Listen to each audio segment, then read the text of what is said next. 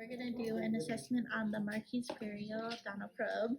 Our material that I need is my PPE, and then my tray cover, my tray, and then my mouth mirror, my Marques probe, and the cotton tip applicator. No, not cotton tip applicator.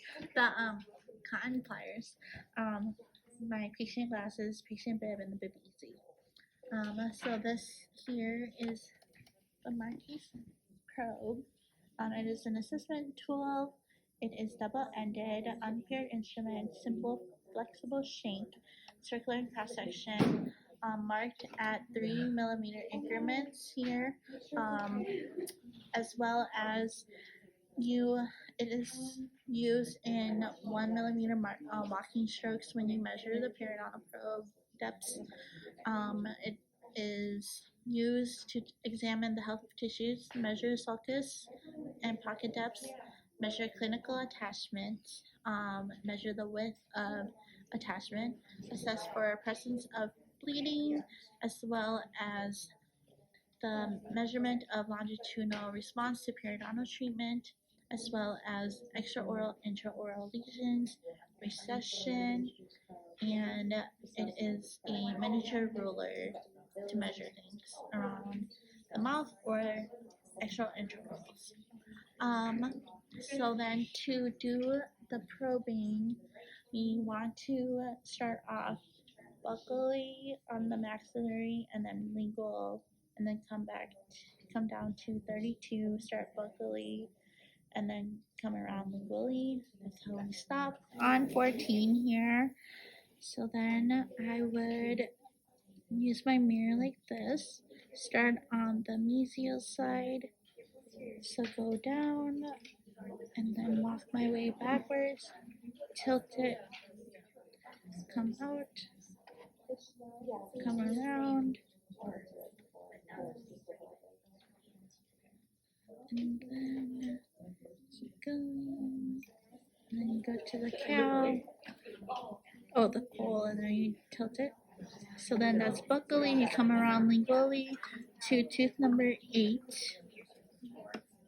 So that would be tooth number 8. I would start mesially for tooth number 8. I would go down, work my way backwards, tilt it. And then you want to make sure you stay subgingivally the whole entire time and not come up. And then you're done with that one. You come to 32 down here and then work your way upwards. So I'm at 24 now. So I start mesially here. So I'm doing the facial side. Come around. And tilt. And you come all the way around. And then you do number 30. Lingual. So then,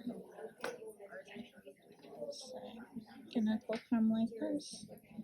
Go down. Mesially. Tilt at the col. Come around, tilt at the col, and then come out, and then you finish. So then we would measure recession. To measure recession, you measure from the CJ to the gingival margin, which is, so if you move the tissue over, so then you'll put your periodontal probe down the middle like this, and then it shows you that is a 2 there, and then recession is a 1. So then your recession measurement would be a 1, and then your cal would be 3, because you're gonna add it together. And then for overgrowth, you would do the same thing. You would go in and measure that number there, but then you would add those two numbers together from the gingival margin to the CJ. So gingival margin to CJ looks like 2, and that looks like 4. So then we'll subtract those numbers, which is 2, which for the cal. And then when you're measuring the periodontal pockets of each tooth, you want to measure the 6 areas. So you'll start on the distal here, go around, record. So the distal buccal, distal facial, the facial, the mesiofacial. You come around, you measure the mesiolingual, the lingual, and then the distal lingual, and then you'll record that onto the computer. And then those are usually 6 areas that you'll probe. You'll also record recession, the width of attachment, and you'll also record the bleeding and mobility and furcations if there is any as well. So for width of attachment, you want to do the tension test. You kind of pull the lips up like this, and then you go down and you measure from that area, so it looks like a 6. And then you go in and you measure, it's like a 3, and then you take those numbers and subtract it from each other. And then for mobility, you want to take the end of the mirror here and the cotton tip here, and then you want to go back and forth like this for mobility. And if it moves greater than 1 less than 1 is class 1, more than 1 or less than 2 is class 2, and more than 2 is class 2. For furcation, you want to use the neighbor's probe to measure that, and furcation is class 1 is when the neighbor's probe goes and just contacts the area, doesn't go through.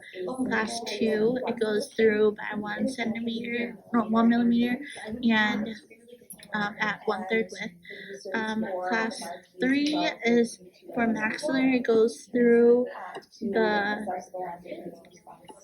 furcation there, and then it hits the lingual root.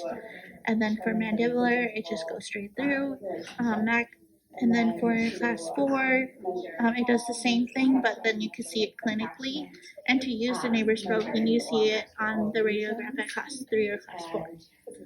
And then you would check for open contact, which you'll take this floss here, you'll wrap it around your middle fingers, you'll go through, and you'll floss like this. And then if there is any open contacts in the teeth at all, you'll use your Marques probe and you'll measure that pocket again. And then you just maintain